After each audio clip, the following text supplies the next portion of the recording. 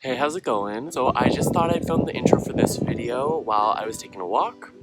It's a beautiful day, so hello, how's it going? Welcome back. So while on this walk, I picked up a bunch of fern, very exciting stuff. Today I wanted to try specifically putting feathers in resin. Honestly, I'm really excited to learn how to use these properly because I've tried them before and they disappear a lot in resin, so I don't know if that means I just have to use a lot of them or in a certain type of mold or what I'm gonna do, but let's start this project and see how it goes.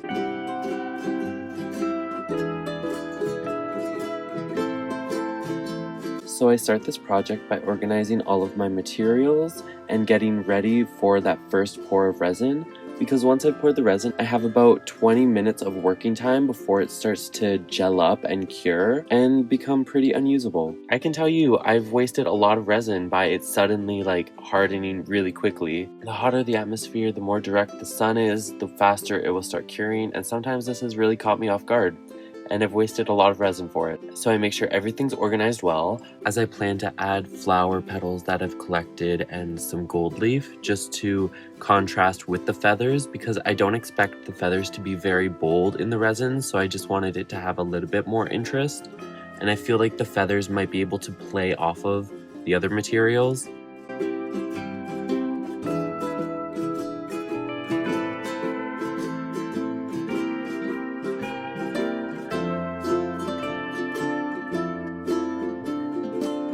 So I use a couple different techniques while I try to get all the materials into the molds. At first, I was just smashing in as many feathers as possible to get that neon yellow and neon green pigmentation. Later on, I'm a lot more selective of which feathers I use in the resin. But at this point, I'm just randomly layering materials and just considering what colors might look nice together. And then working on the stars of the show, these beautiful hand molds. I use a bunch of pink carnation petals and I layer some crushed dried lilac over it, so nice pink and purple. And then I try to use the biggest, brightest blue feathers that I had to layer right behind that. And then in one of them, I decided to use some gold leaf just for a little bit of fun. This final cup I wanted to take my time with, so I got all the feathers out beforehand, all the biggest of each of these primary colors, some reddish orange feathers, some blue feathers, and some yellow feathers. I trimmed off all of the white because the white really disappears, so I cut off all the extra fluff on all these feathers and delicately layer them in the mold.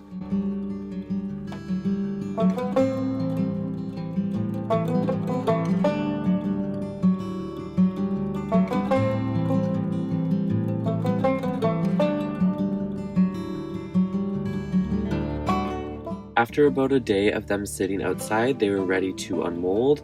This is probably about the halfway point. After I unmold them, I get to start shaping them and making them actually look nice. And I'll end up having to do a top glossy coat as well, just to make sure you can see everything that's going on in there. Because some of the latex molds I make myself really leaves a really cloudy layer, and I want something that really sparkles and shines and glistens. There were a couple mistakes that I made during this project. One being I took these cups out of the mold a little bit too early. I probably should have just let them rest for another 6 or 12 hours, but they left this little sticky residue on it. I usually love making these cups because they turn out so flawless, but not in this case. Also, I let them cure on a little bit of an angle. I just put them on the ground outside, and I guess they might have been resting on a hill, so they were all kind of lopsided when I unmolded them. This just meant that I had to sand them down a lot more with my Dremel, which I really enjoy doing, but could have been avoided pretty easily.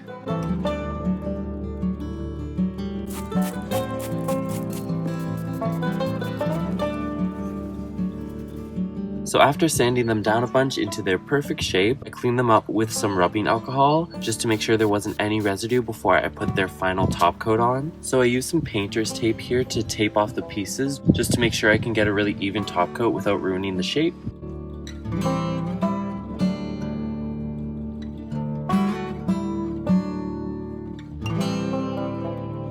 And as I was putting on this top coat, one of those instances happened where my resin cured way too fast because I was going way too slow, and I had to pour a bit more. And as I start to finish them up, I start to really see the beautiful colors in there that the feathers have made. It's subtle in a lot of cases, but it is super interactive, especially when I have it in the sunlight. Every angle will show new things, and I really like the delicate effect that they make. After I let them to cure for one more day, they're safe to touch, and I add a couple magnet backs on the hands and do some finishing touches for them to be ready to be photographed and listed on Etsy.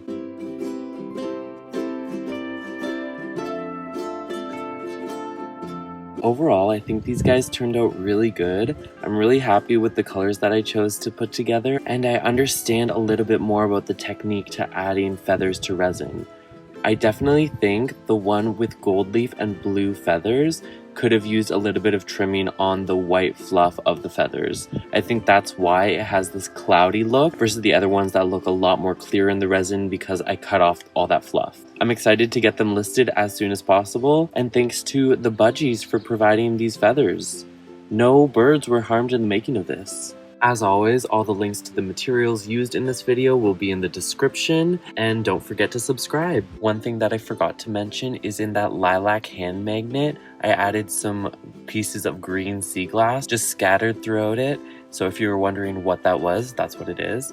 And I noticed these cups are especially pretty when on a dark backdrop, so I was thinking about melting like either a blue or black candle into these things and making little tea lights. I think that could be a really cute thing to have. Or gifts for my friends. I don't know. I'm always so pleased with these beautiful, vibrant colors that can just be found in nature. They are the OG colors and they get all my respect. Anyways, thanks for watching and have a good one. Bye.